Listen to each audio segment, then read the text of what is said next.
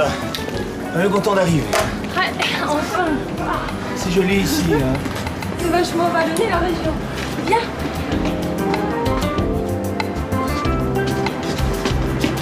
Putain, c'est bon. Non, mais j'arrive, je te jure.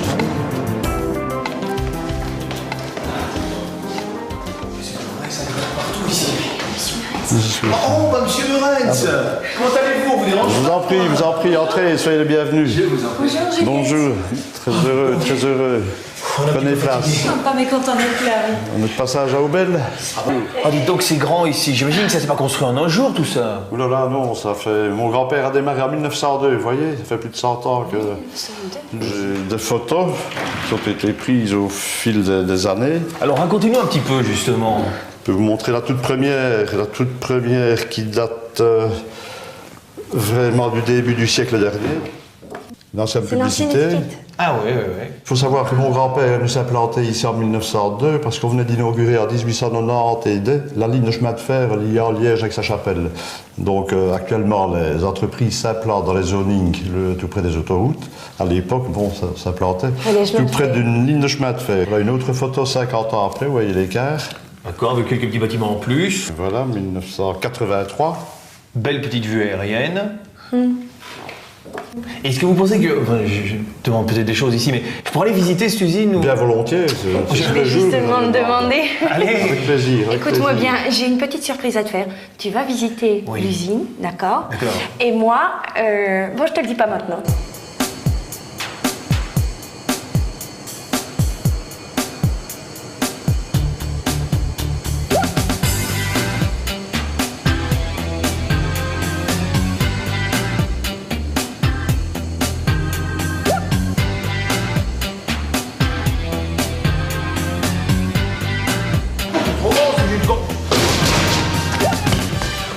Monsieur Malin, en plus. Des tuyaux partout. Oh. Je ne comprends rien. Je ne comprends rien, c'est en bouffer sa Charlotte. Piche que dalle.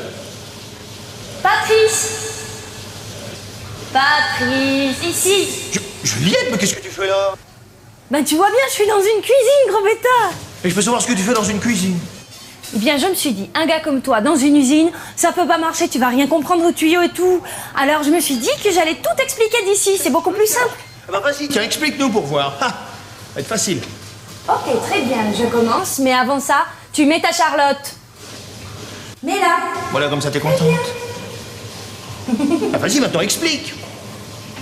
Ok, alors, pour faire du vrai sirop de liège, il vous faut des poires de la région, des pommes de la région, des dattes, pas trop de la région, c'est vrai, et surtout un tout petit peu de sucre. Alors, pour commencer, il faut évidemment laver les fruits et les amener, grâce à une vis sans fin, vers le silo qui se trouve à l'intérieur de l'usine.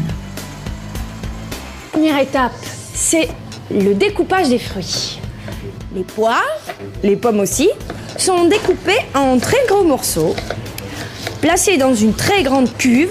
On vous la fera plus petite. Hop là. Et chauffées à haute température avec un petit peu d'eau. Grâce à l'automatisation, quelques personnes suffisent aujourd'hui pour faire fonctionner cette énorme cuisine avec ces immenses casseroles appelées cuiseuses.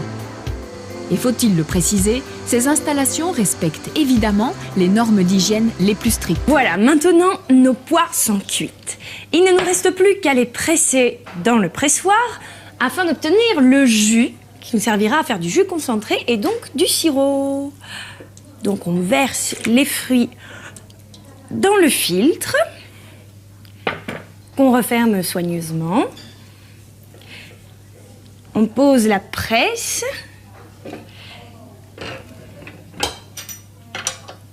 Et on tourne. Bon là ça risque d'être un peu long alors on accélère.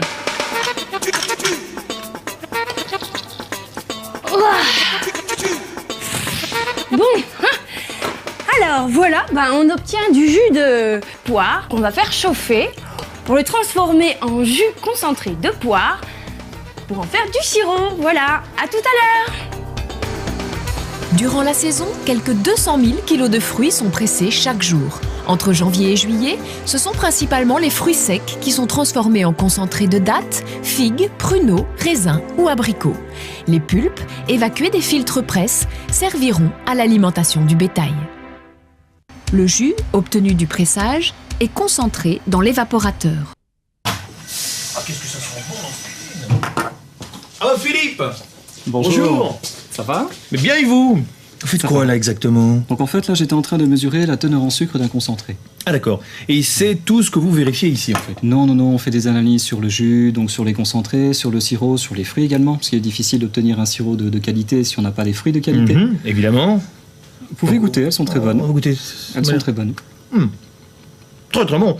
Alors, quelle est cette notion de traçabilité? Pourriez-vous nous expliquer un petit peu plus ça? Donc en fait, quand on fait une production de sirop de liège, on doit pouvoir remonter jusqu'au lot de pommes, de poires et de dattes qui ont été fournis. Donc on peut connaître le passé de ce pot par exemple? Voilà, au moins le consommateur sait ce qu'il a sur sa tartine. Ah ben ça c'est bien rassurant. Je continue ma petite visite. Bonne Je vous dérange pas continuation. plus longtemps. Au revoir. Merci. Au revoir. Très bonne ces dates.